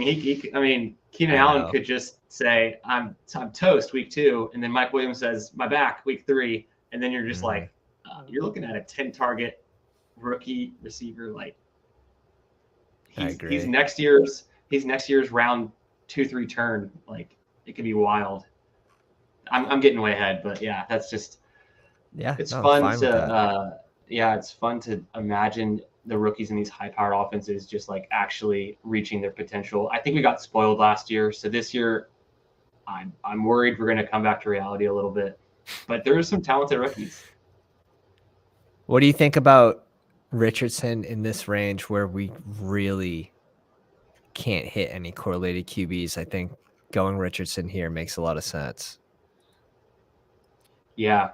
I mean, I don't mind it at all. I think the next question is, who do you follow up with for quarterback? Wanted Dylan there. That's a little snipey tape by him on the Dylan pick. I didn't see that coming. I thought Dylan was going to be safe, to be honest. I guess I'll bring in Robinson, or we could. Yeah, you kind of have to, right? You don't have to, but you feel like you want to. Yeah. The other option is to go Ingram. You're done at tight end, and then you can add that extra roster spot for a running back at the end of the draft. But we might still be able to end off with 2 tight ends. Depends who's. That's what I was gonna say. I feel fine with Goddard. It's just my opinion. I don't always have to worry about the 3 tight end with him. I think he's kind of my cutoff to where I'm like 2's fine. But I have started to go more 3 tight end. I was like really a 2 tight end camp guy most of the summer so far. I'm shifted over. I think I'm late 3 tight end, except when you have the lead guy. We get stuck. Yeah, no, I like that. I completely agree with that too. We get stuck in the same range, and we wanted. I think I called Montgomery for this lineup. Instead, we're gonna bring in Ingram. I will like Ingram a lot more than Njoku if Cleveland doesn't bring in D-Hop. Like, I have Njoku ranked above Ingram in my head. Interesting. But this is an ugly range right here. Like, if I think you want to be drafting QBs here, and if you don't have like Miami players, if you don't have Dallas players, like these offenses are a little more condensed. So it's kind of tougher to draft them in large field tournaments where you need that correlation for week 17. Like we're looking at 313 people for the finals for the puppy too. So that's pretty big. For sure. So we bring in our tight end here, first tight end. I think that's fine. Again, this team's kind of headlined by CMC, so it's not the biggest deal if we go 0 RB. Just punch in a ton of like RB2s on the teams, like AJ Dillon. No doubt. And on the other squad, did you fire off on Brian Robinson? I can't remember. Yeah, we did. We brought him. I think I don't have to, but I feel like I want to take him there, and it's like, hey, he could be your RB2. Maybe he does really win over this role. He had a gunshot wound last year. This year, he hopefully doesn't. We don't know yet. He could get shot again. He could get shot again. He did have a gunshot wound. He could have the exact same year. From the eye test, though, I thought, you take the gunshot out of it, right? Multiple gunshot wounds, by the way. Gibson looked better. Maybe that's obvious because of the injury and coming back. And he's a rookie as well, learning a new system and all that. So do we take that into account? I think you have to. And this is just the right range now. The ADPs are sharper. Gibson's price is no longer in the 140s where it's like, yeah, I'm fading Robinson completely in the big board where I have 3% and I have like 20% Gibson because just the ADP value. And I think that now that he's come down, Gibson is in that 120 range or 115 even. He's at 114. Like now that they're closer, I'm starting to take more Robinson. That's what I've noticed. For sure. I don't know if anyone else has noticed that. I don't know though. I don't know if I'm right. I feel like that's a backfield I want to get more information on as the summer goes on. But right now, happy taking either one really. What do you think? Is this let's see on the board here. Do you end up coming right back to running back when it comes around? I'm trying to think how many picks away you are. I think we've got a little bit. Yeah, 100%. Outrun right now here. Yeah, probably like give me Damian Harris, 100%. Because I'm thinking who your quarterback's going to be, and that's pretty much the only option is you go running back, or do you have to take a quarterback earlier than you want to? We have double washed correlation there on that squad. Let's pull over here. I'm cool with going Damian Harris again, to be honest, on this side of the board. With Herbert, you have Tua falling 15 picks. Like, at what point can you go a naked Tua? And I think that would make sense right here. It's so hard, but I'm gonna go naked Tua. I think the value is pretty insane. We'll work on that. I think there's some late stuff we can still do. You could get Chosen really Anderson. You could go Chosen. You could go Braxton Berrios. You could go Durham. Let's Smythe. get sick. You could get really sick with a Durham Smythe. True. Yeah, I don't hate it. Three tight end build. I don't hate it. Yeah, I'm on the Never Odell team. Just like hashtag just never. Hashtag how about never? Schultz in this range, I'm cool with. And we're done at tight end. Also opens us up for a second QB. Right. And so how often do you find yourself drafting these Texans players? And I say that because a lot of them can be even a backdoor stack. After you take a super late Stroud, you can get super late, XYZ Texan.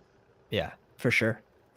I think I'm more apt to drafting the tight end there and Schultz just because the position doesn't have to score as many points to be worth the pick. Where Nico Collins, if there is a healthy Mechie or if he's on the field, look, we still get Harris to fall to us.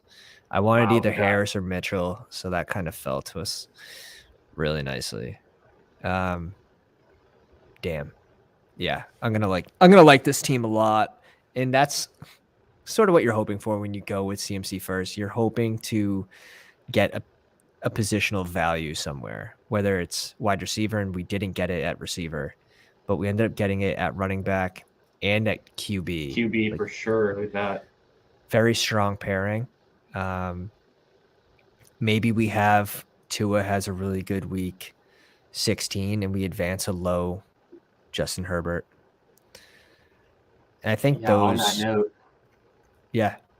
no, I was just pulling up my cheat sheet. I've got like a Google Slides I kind of aggregate, and I'm just flipping back quickly to look. I mostly have them memorized, but when I get back into like weeks 16, 15, I check it. And so just throwing this out there, Miami plays Dallas in week 16 and the Jets in week 15. Mm-hmm. I don't know what you could work in. I'm trying to think. Dallas later picks. Jets. There's a few Jets later picks. Yeah, like Corey Davis, if he's still on the team, McCole Hardman, those guys are all like 17, Conklin 18 goes round late. guys. Conklin goes late. I do like some Jets players late for sure. Easy to correlate. Chet is asking, I'm new to this. I keep hearing week 17 correlation, just wondering why it matters so much. If you play DFS on DraftKings or wherever, FanDuel, you would know that week 17 is the championship week on Underdog Fantasy, and the field is 313 people for this specific tournament. So if you advance a lineup, you're facing 312 other teams. How do you stand out from that crowd?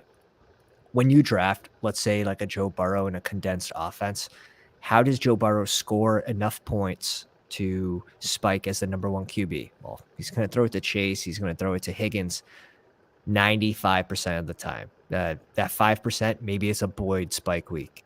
But to hit on a game, let's talk about the Chargers versus Denver, who play week 17. If you're going to focus a game, and maybe that's a game at a value because these players go later in drafts. Maybe this game ends up with a 65, 64 point total.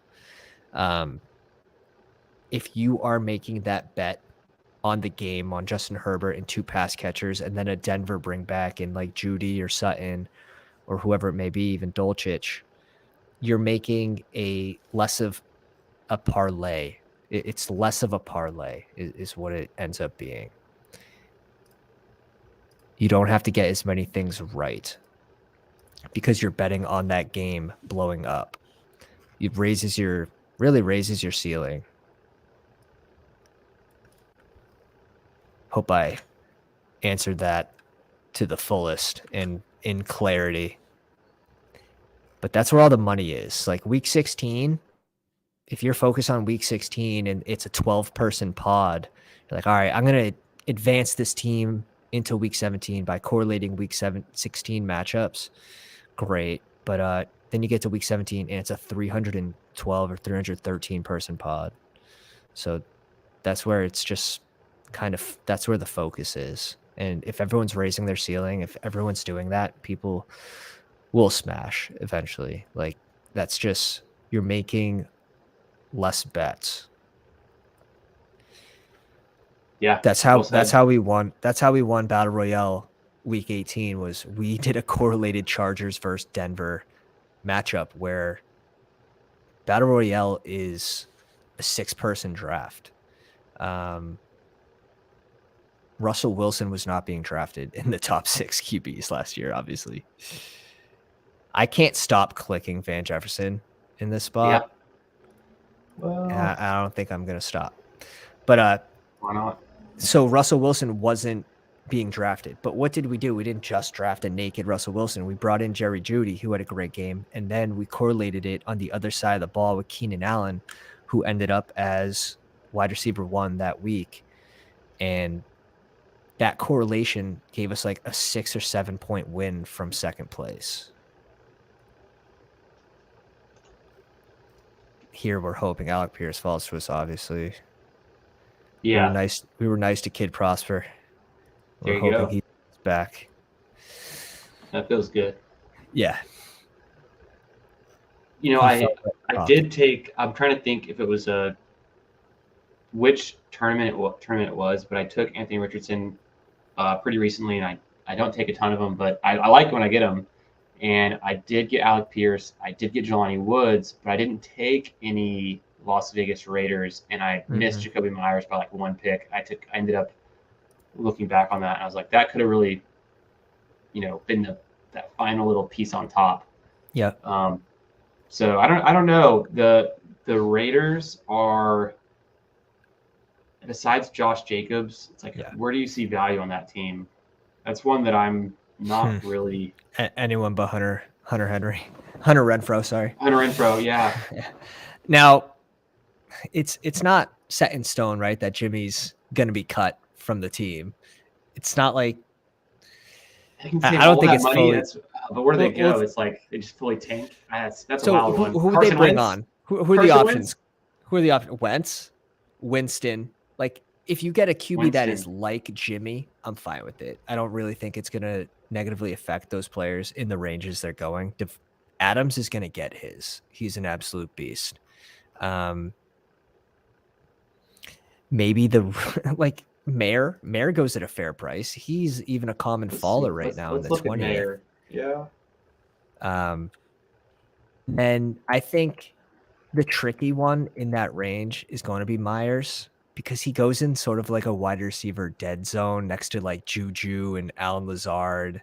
There's a lot of variability in where he can go, whether he goes in that round or the next one. He goes in 121 in this draft. Mm-hmm.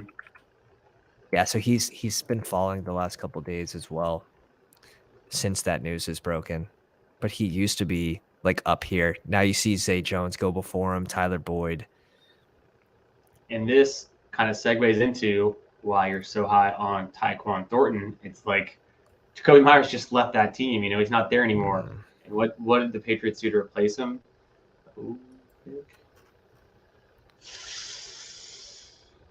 I'm going to bring in Jerome Ford here. Ooh. I don't hate it in a puppy. It's bold. You're going to have to sell me on we need running Ford, backs. though. Yeah. I'd love to hear some more takes on Jerome Ford. Now that you've drafted him, I think this draft and a previous draft, a little bit ahead of ADP.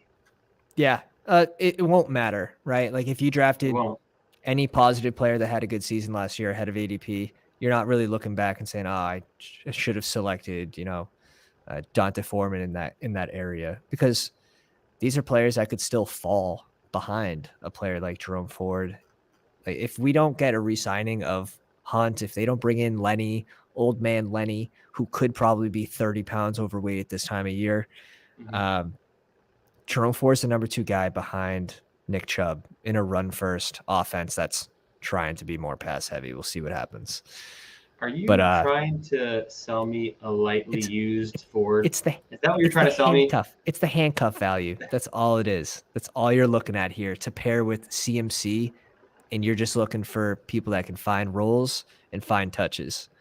A.J. Dillon has a pretty set role. Damian Harris should have a red zone role. Now you're just basically looking for upside at this point. I agree. I think it's well put. It's a player whose ADP can continue to rise, so you could realize some value in the future. It doesn't become a reach at that point. It's really just exactly. More of the range ends up going in.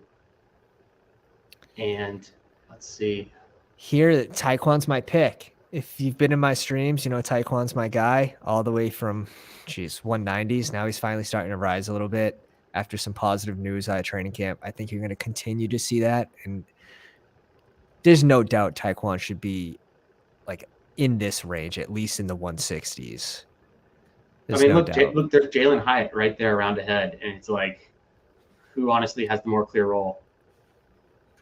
Dude, the Giants signed every single receiver that was a free agent. Paris Campbell's there. Paris Campbell's there too. Like, there's all these guys. They brought back Slayton's the highest paid. Yeah. Waller, Hodgins. I like Hodgins a little bit. Do you like him at all? It sounds like you might not like Hodgins if you like Waller. I'm not the biggest fan. Sterling Shepard's still there. Yeah. Price Ford. Jamison Crowder they signed as well. So it's busy with a bunch of people that they should really combine body parts and make like the best overall player. Did you say Bryce Ford Wheaton? Or Bryce Ford RAS score. You know what I'm talking about? Yeah, 9.98 or whatever. Yeah. And then he goes undrafted. But he was a stud at West Virginia. That's a guy I tried to make that happen, but I don't think Bryce Ford Wheaton's going to happen. he gets put on probably the best case scenario type team that really needs an X receiver. I don't think you're going to see much this season from him, but this is a team He's that gets injuries all across the board. Wandale Robinson might start off, might not start the season with injury. So maybe you just see him play a few snaps. We'll see. But undrafted free agent, you're not really expecting much. But my dynasty team is still hopeful. Oh yeah, he's one of those guys on your team. Nice. He had to be added to the player pool. Oh, what site? Steffi says, "Damn it, you always take my guys." Who'd you snipe the last one? Probably Thornton. Oh, Thornton. Probably Yeah, Thornton. that's what it was. Yeah, Amongst many. Let's see Stephanie's team, and we'll take a look at on this. Oh when you keep the board open, it doesn't refresh. So now we have to make a panic pick of. Oh no. Yeah, that's fine. I don't like the players in this range, anyways. Then you're not taking Kyler, I've noticed. In a sense, Not, or just because of the team? I don't really like. Kyler's falling though. Like this is 160, but this isn't his like real ADP. Like right now we're at 168.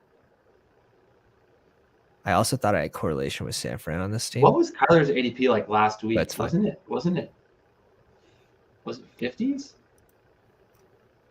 Wasn't Kyler in the 150s last week? Or recently? Yeah. He's a common faller. Yeah, for sure. I'd see him go really late in drafts, and that's when I like to scoop him up, like 179, 180, and I need a quarterback. It's like, might as well. Let's go Chase here, and then we'll try to get Sam Howell on the way back around. I think it'll be a little early for Howell here. Yeah, I like to push those guys really late. I just hope sometimes I look ahead at the board. It's hard when you're double tabling, but you can tell. I like Tajay here. The guy doesn't need quarterbacks. Tajay, yeah. Bringing some Tennessee correlation as well. That's not bad. God forbid they trade Henry at the trade deadline or before that. Like Spears would fly upwards. So he's someone I don't mind getting like around 14% of right now. I'm in that range for round 16. If it doesn't hit, it won't kill you. What was the draft capital on Spears again? I have a hard time remembering that. I can look it up as well. I think he was know. Round 3 or round 4. Yeah, here, I'll Google it as well. You keep an eye on the board. Yeah. The site was MFL, Stephanie said, for that dynasty draft.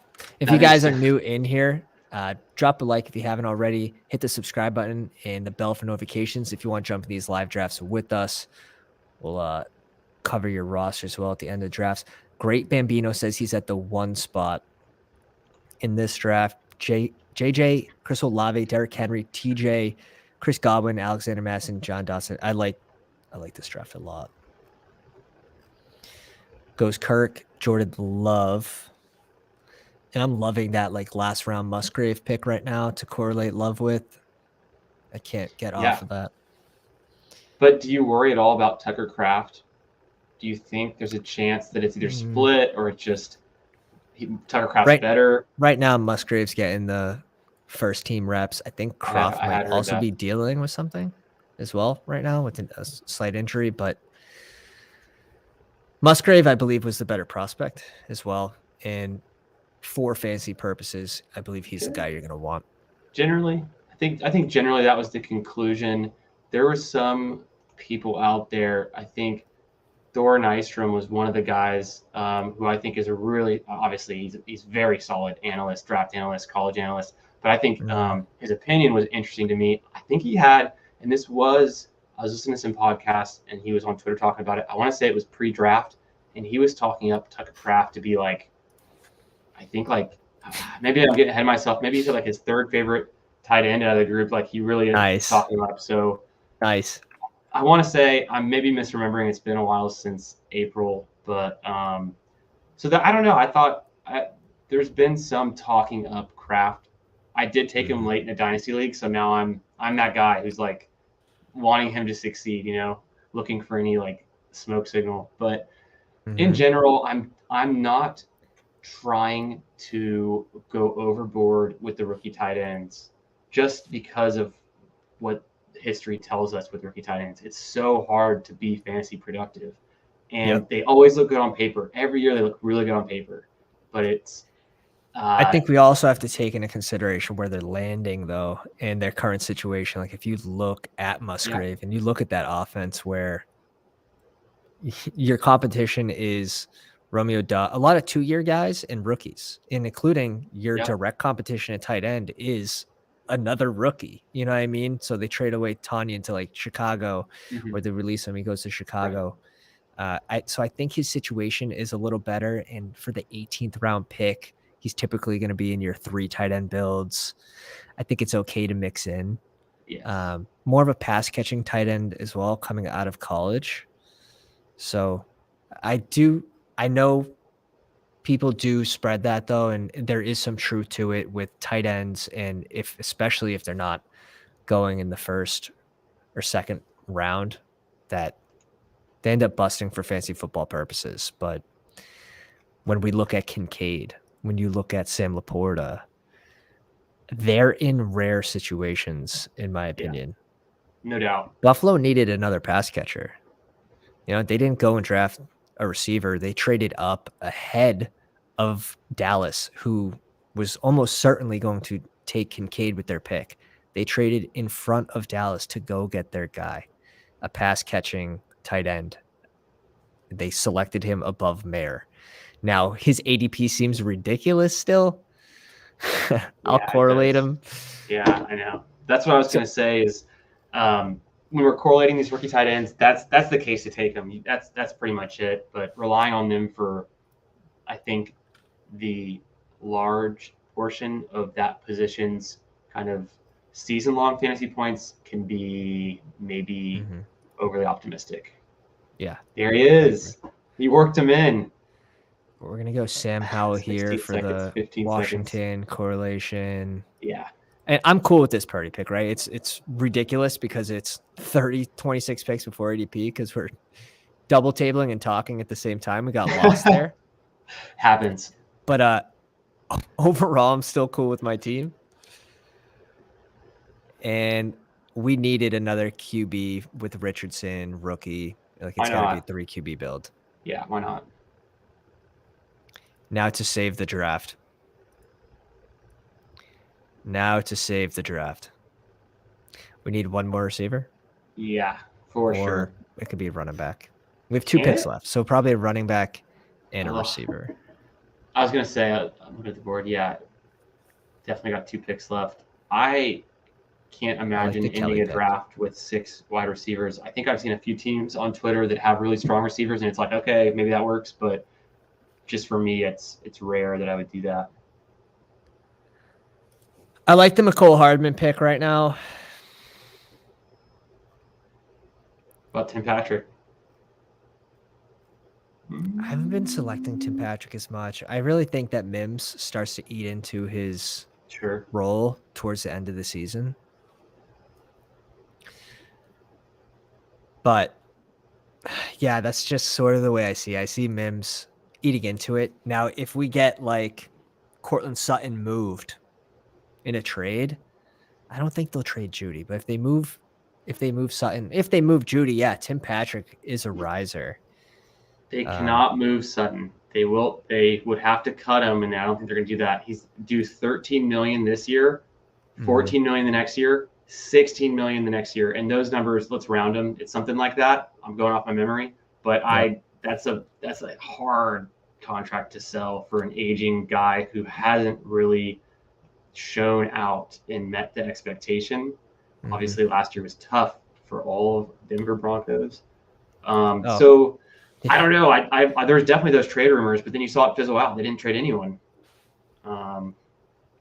They tried trading Judy. They wanted, was it 1 first or 2 first? They wanted a good price for Judy, and no one bit.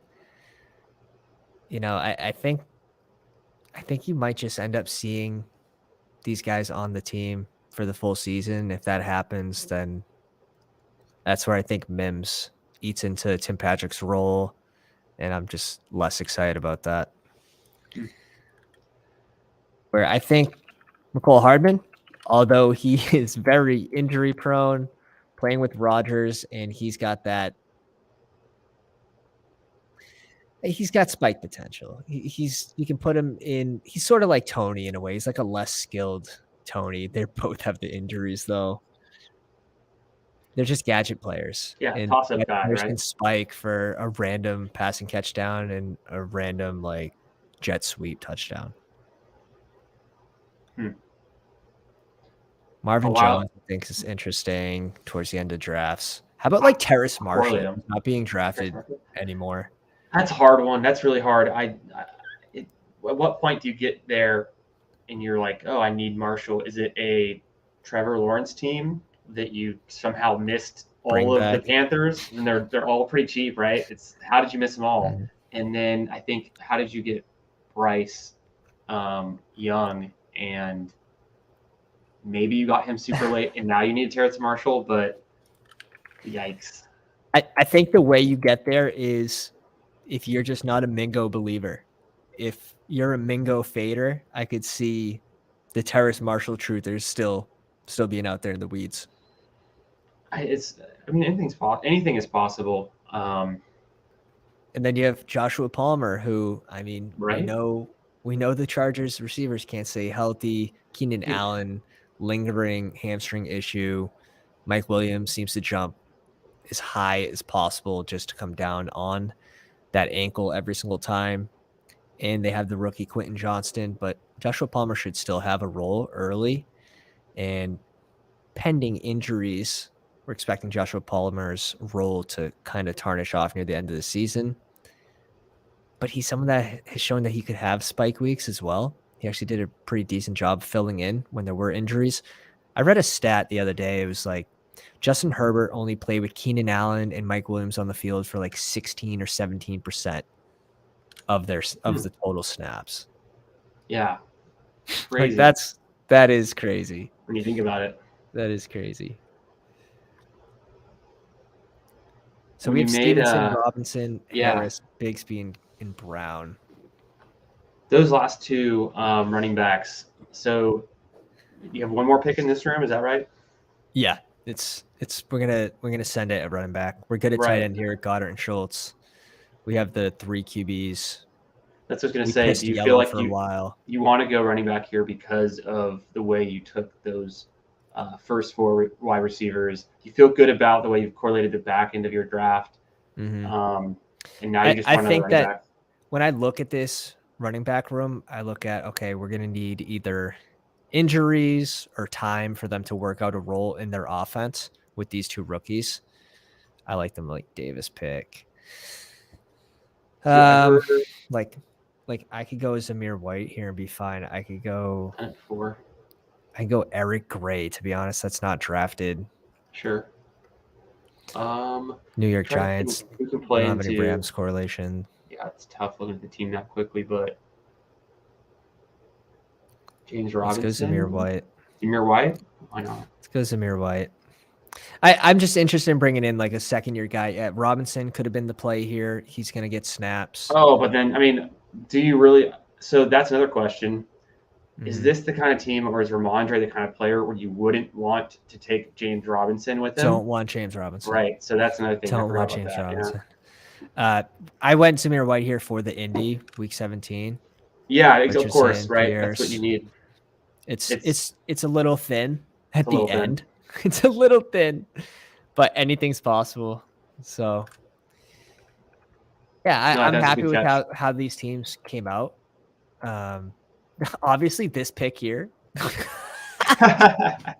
of the night. That happens to me like once a month. That's hilarious. I still like the way the team came out. I can't really even notice. Sometimes you just gotta spice it up. If he is like the set starter, right? If Brock Purdy is the starter for the whole year, like pending injury, let's say they trade Trey Lance, where do you put Brock Purdy in these range of QBs? I think it'd be before Derek Carr, to be honest. I think if you put him right next to, I'd put him ahead of Russell Wilson, probably behind Goff, ahead of Russell Wilson. That's where I would have Brock Purdy. Jordan Love, because Jordan Love is unproven. Purdy is more proven, right? Yes. Am I wrong? Yeah. No, agreed. Higher powered offense than Denver. I think we could both agree there. Better weapons, although Denver's okay for weapons. But I mean, San Fran's going to get to the red zone, whether they run it there or pass there. They have playmakers all over the field with Kittle, with Debo, Ayuk, CMC. Elijah Mitchell's their friggin' RB2. I think you have to put him ahead of Russ, like pretty easily. I would. So as bad as the pick is ADP wise, I think it's fine. Justified. Yeah. Justified. I'm sold. I'm in. Chris, let the people know where they can find you. Find me on Twitter at FFB Garage. Find me on YouTube at Fantasy Football Garage. And come hang out. Join this community, the drafts that are going on. Come chat. Just get involved. That's all I'm here for. Thanks so much for having me on the channel. It's been real fun hanging out, just kicking it, real casual, just drafting. Hell yeah, and dude. Hell yeah. I'm here for it. So appreciate you, Pat, having me on. Appreciate you all for watching. And yeah, let's get it. It's best ball summer. And yeah, dude, appreciate you coming on. Yeah. All the takes are really spot on. I think we agree with most of the player takes, and it's always good to hear another person's perspective.